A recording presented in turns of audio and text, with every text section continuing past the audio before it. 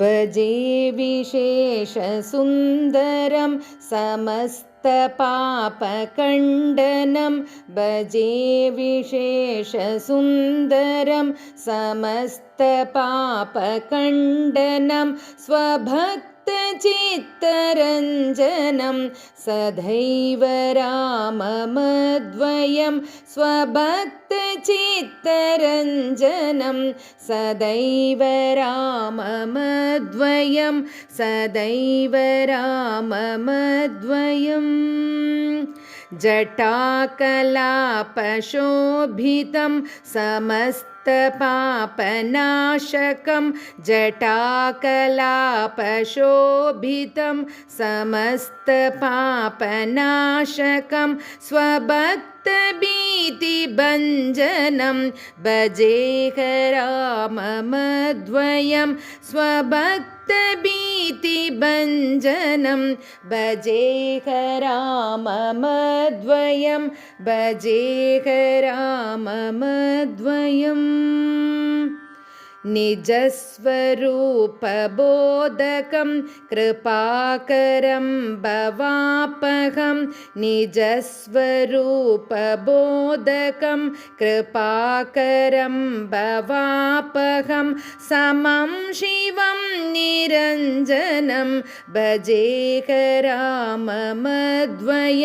समं शिवं निरञ्जनं भजेह राममद्वयं भजेह राममद्वयम् सदा प्रपञ्चकल्पितं ह्यनामरूपवास्तवं सदा प्रपञ्चकल्पितं ह्यनामरूपवास्तवं निराकृतिं निरामयं भजेह राममद्वयं निराकृतिं निरामयं भजेह राममद्वयं भजेह राममद्वयम्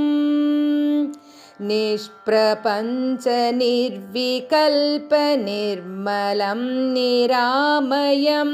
निष्प्रपञ्चनिर्विकल्पनिर्मलं निरामयं चिदेकरूपसन्ततं भजेह राममद्वयं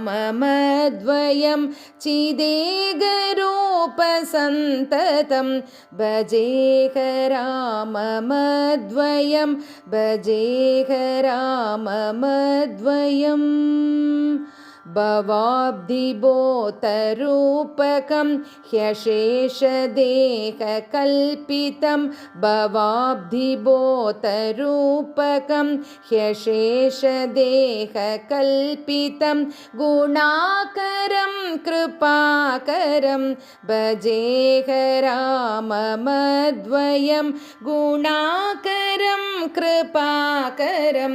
भजेह राममद्वयं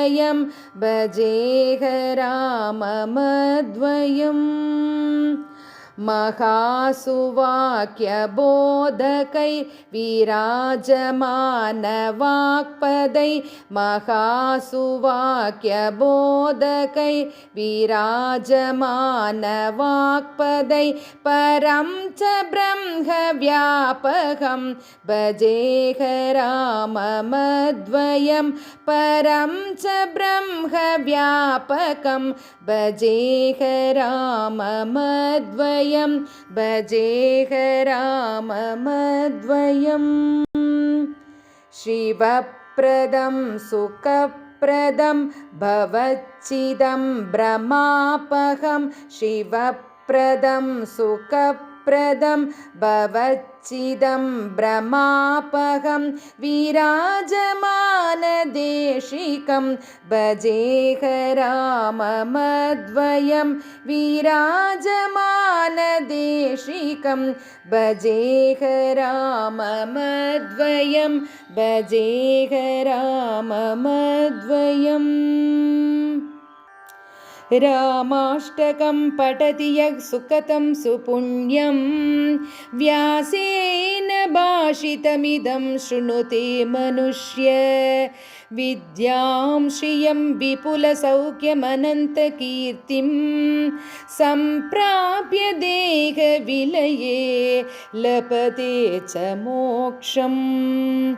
इति श्रीव्यासप्रोक्त श्रीरामाष्टकं सम्पूर्णम्।